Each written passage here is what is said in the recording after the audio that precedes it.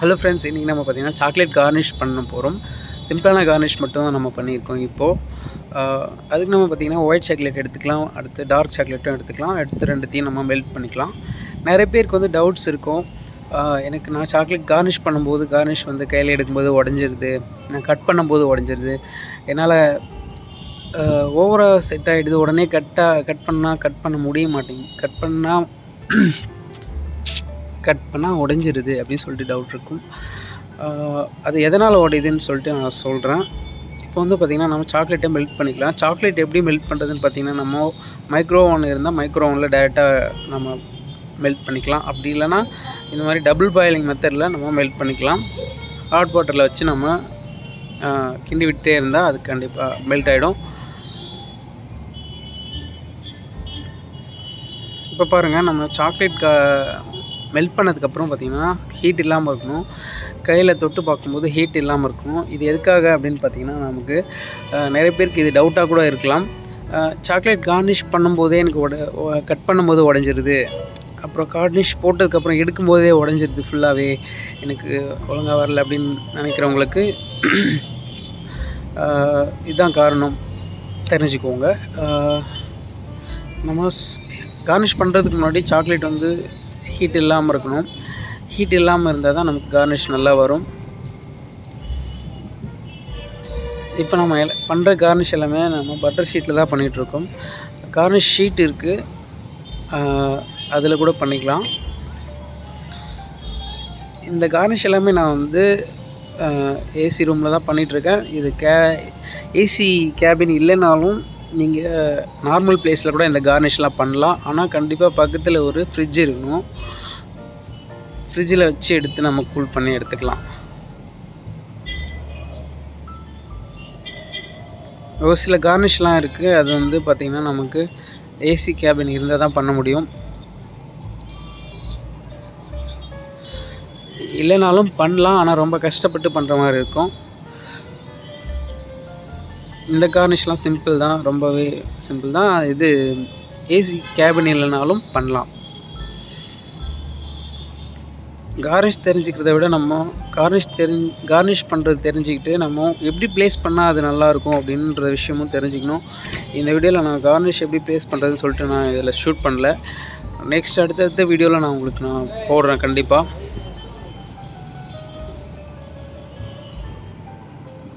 Video பிடிச்சிருந்தா உங்களுக்கு like பண்ணிவிடுங்க, ஷேர் பண்ணுங்கள். நிறைய விதமான கேக் டெக்கரேஷன் ஐடியாஸ் நான் போட்டே இருப்பேன். தொடர்ந்து சப்ஸ்கிரைப் பண்ணாதவங்க சப்ஸ்கிரைப் பண்ணிக்கோங்க. இதெல்லாம் கட் பண்ணுறதுக்கு வந்து நான் வந்து ஸ்கேல் யூஸ் பண்ணலாம், ஆனால் ஸ்கேல் நான் யூஸ் பண்ணல. உங்களுக்கு வேணும்னா நீங்கள் ஸ்கேல் வச்சு கூட நீங்கள் கட் பண்ணிக்கலாம்.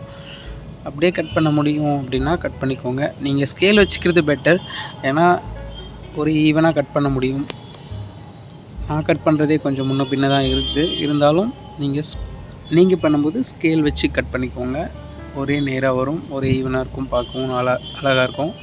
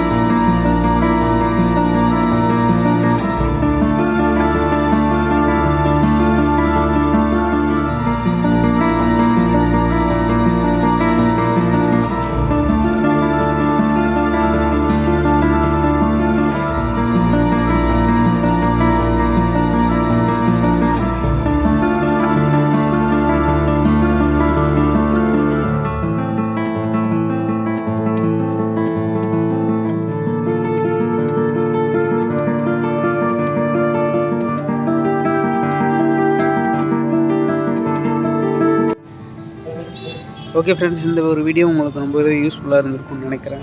நிறைய கேக் டெக்கரேஷன் வீடியோஸ் நான் தொடர்ந்து போட்டுகிட்டே இருப்பேன். நம்ம சேனலை சப்ஸ்கிரைப் பண்ணாதவங்க சப்ஸ்கிரைப் பண்ணிக்கோங்க.